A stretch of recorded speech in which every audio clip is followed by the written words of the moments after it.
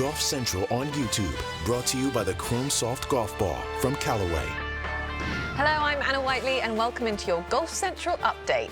Well, the US Women's Open starts on Thursday, so here is Rich Lerner and Morgan Pressel out in San Francisco.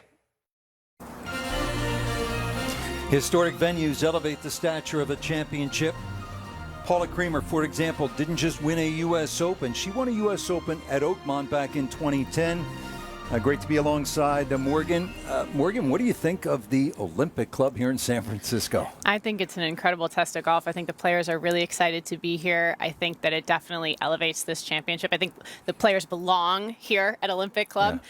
And I think it's going to be a really tough test. I mean, in walking around, I've played here quite a few times. Walking around this week, the rough is insanely thick. Players have talked about losing golf balls in practice rounds. You have fairways, the reverse camber fairways that slope in the opposite direction of the dog leg. That's a very unusual characteristic that you see on 6 of the holes out here. The greens are small. There's some of those cypress trees can maybe hold a ball up or two. You don't want to really mess with those too much. There's so much precision that is required around this golf course, especially with your course management, because everybody's going to miss shots. It's just going to happen in golf, but it's about missing it in the right place, because at Olympic Club, unlike most courses, it's a huge penalty if you miss it usually on the wrong side of the slope around this golf course. Which players do you think are best suited for the Olympic Club?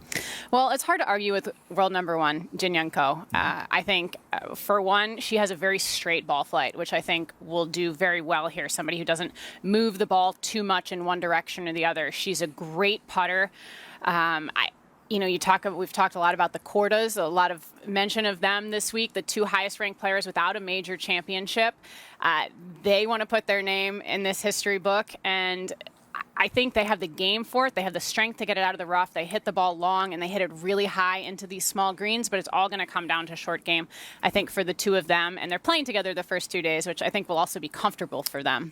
Ball control, short game. I'm thinking about Inbee Park, yes. 2-time winner of the U.S. Women's Open. Absolutely. 2-time winner, 7-time major champion. Inbee is probably the greatest putter than any of us have ever seen. And that sounds like it's a match made in heaven for a U.S. Open. And she gets really geared up for these championships. She sets her schedule around them, wants to peak for the U.S. Open, for the other major championships, but really especially this one. And she looks to rise up on that list there of most major wins in LPGA Tour history, and I definitely would never count Inbee out. Yeah, tied at 7 with a Bay Area legend. You see Julie Inkster. This place has a history of being unkind to the big names. We know that through the 5 men's U.S. Opens that have been contested here. How about an underdog this week? Well, I think what we've seen in recent history, too, I look at Hinako Shibuno, who won the AIG Women's Open. I look at Alim Kim, defending champion here this week. There's a lot of international players that have qualified for these Open championships through their incredible play on their respective tours, through the world rankings. And for us, it's the first time we've really gotten the chance to see them, but they have the game to compete at this highest level. So I'd really look out for somebody like that. I also love the Open for the amateurs that get to compete in the field. I was one of them. Well, what do you know about contending as an amateur? I remember 2005 when you're standing in the fairway at Cherry Hills when you were 17 years old, and you're tied for the lead. And what happened from there? Birdie Kim hold the bunker shot. As an amateur coming into a championship like this, we have certainly 2 all-stars in Rachel Heck and Rose Zhang coming into this week without a lot to lose. They've got incredible game to compete out here, and I would look for one of them, if not both of them, to really contend come Sunday. And we're also looking forward to seeing how Michelle Wie, who lives here in the San Francisco area, Paula Creamer and Christy Kerr fare this week. It is so good to be in San Francisco, this city like the championship. Hills to climb, bridges to cross, and sights to behold. The U.S. Women's Open at the Olympic Club. All right, well, from California to Ohio, the Memorial starts at a new-look Muirfield village this week, and here's Todd Lewis with a report.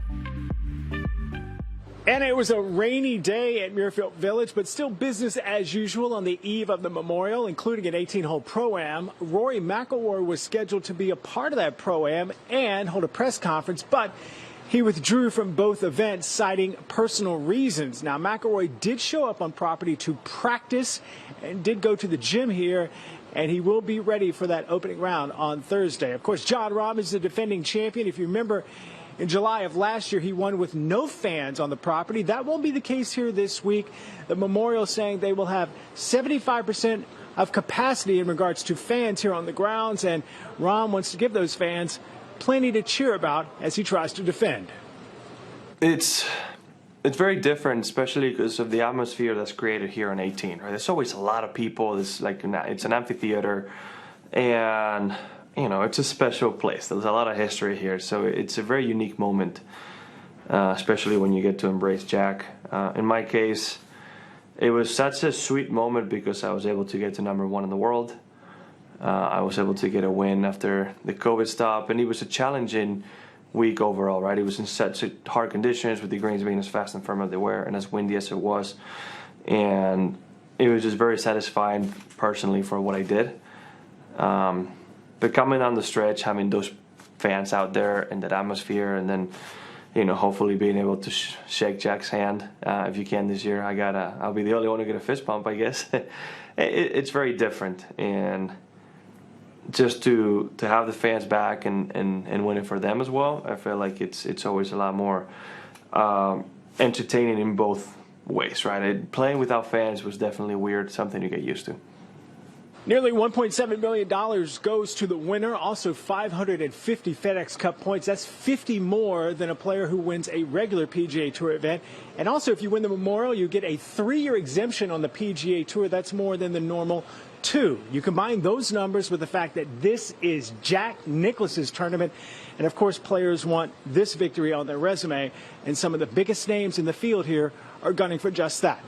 Yeah, this is always one of our favorite stops for a number of reasons. One, the clubhouse, the milkshakes, the food, the treatment, and then number 2, and more obvious probably, is the golf course itself. It's one of the kind of most fun, most difficult, but purest tracks that we play all year.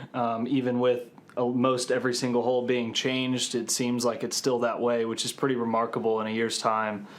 And it's a golf course where you just can't fake anything. I mean, you're either on or you're not. And you can see guys shoot 6 under, and you see guys shoot 6 over in the same round. And there's just very few golf courses that yield that kind of disparity in scores throughout a season. And so it's always kind of a fun one to really not only test your game around one of the coolest tracks, but with a couple weeks before the U.S. Open, it really brings out kind of the flaws in where you're at and what you need to kind of work on heading into a major. This is always a special event with them here, and it's still just as special, and probably even a little bit more special not having my grandfather here anymore. But, it is an event that I feel like I'm very similar to the players and a handful of other places that I do feel like I'm going to win here at some point in my career. I just really like the golf course, and it's my part of the country where I grew up, and not too far from Louisville. And I hope it happens, but you don't know if it will. But it sure would be special, whenever that time comes.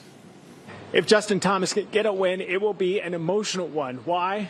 Because his grandfather, who was a huge influence on him, was the head professional at Zanesville Country Club, which is about 60 miles from Muirfield Village.